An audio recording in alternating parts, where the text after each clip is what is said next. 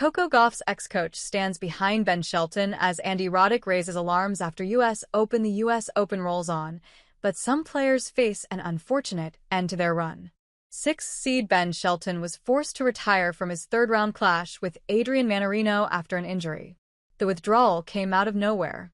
As Shelton prepared to serve in the third set, he cried out in pain and called for a medical timeout. Moments later, the American pulled out, handing the Frenchman a place in the fourth round.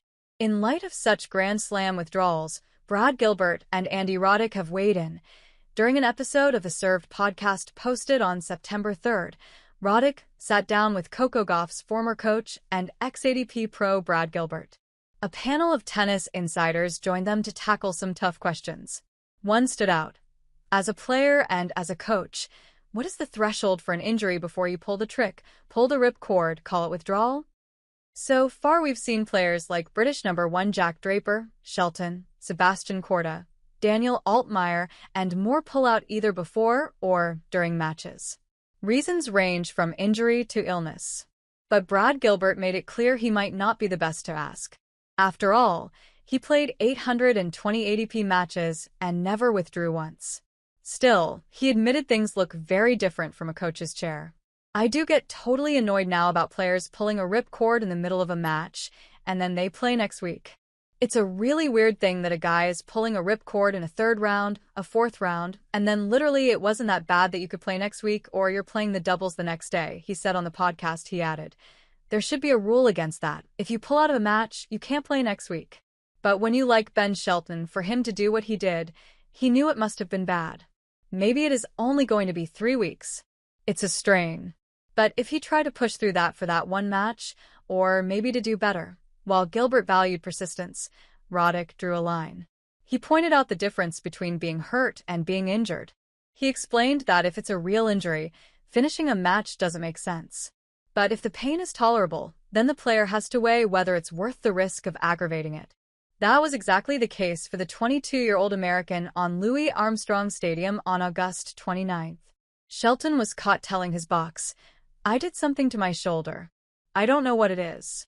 He fought on, grimacing through medical timeouts, but his body had given in. He still pushed to the fifth game after Mannarino took the fourth 6-4. At the changeover, the tears came. Shelton slumped courtside, resigned. That's when his coach and father, Brian, gave the signal to retire. As Gilbert later put it, that's making a wise decision. But I was that dummy that I would have still played through it. The American isn't alone in facing such trials. Even Novak Djokovic pulled out of the semi-finals at the 2025 Australian Open against Alexander Zverev after a hamstring injury from the previous round. It shows that players make tough calls for their season, not just one match. With a full calendar ahead, they choose survival over short-term glory.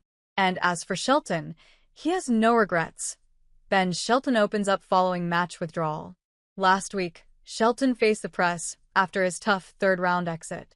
A reporter asked bluntly, obviously, the nature of sport is losses are tough. Injuries are part of the sport.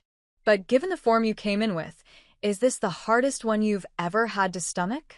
But the American was honest about his thoughts. He said, I got a lot to be grateful for. Been pretty fortunate, my life. Blessings, talents, a lot of things God has given me. A small setback like this, yeah, it hurts. Yeah, I was playing really well. I was in form, a lot of confidence, just so many things to be happy with the way I was playing, moving on the court, competing. But like I said, it's been a great summer. A lot of things to be thankful for. And you won't hear me over here pouting about how bad things are with the summer that I've had. Even so, Shelton admitted just how brutal it was. The pain, he said, was very high. And he reminded everyone, I never retired before. I'm not a guy who would retire if I could continue. Usually I'll play through anything and just kind of find a way, whether it's sickness or injury. Like if I can stay out there, I can stay out there. I never felt anything like this before. So, yeah, that was kind of tough. That left shoulder has haunted him before. At the 2024 French Open, it flared up in the third round against Felix Auger-Aliassime. His serve slowed, he needed treatment, and he lost in straight sets, but he never quit. Not to mention, This season proves just how far Shelton has come. A semi-final run at the Australian Open. The fourth round in Paris. A Wimbledon quarterfinal. Even if the US Open didn't play out his way, his year screams progress. Perhaps he'll come back stronger next year? Share your thoughts in the comments below, and follow the US Open Live blog for updates on the tournament. If you enjoyed this video, don't forget to give it a like, thumbs up. Share your thoughts in the comment section speech balloon. Your feedback helps us create even better videos. And to get daily USA celebrity news, tennis, volleyball, and trending updates first, make sure to subscribe to TrendStar USA Bell. Your one subscribe, like, and comment means the world to us, Sparkling Heart.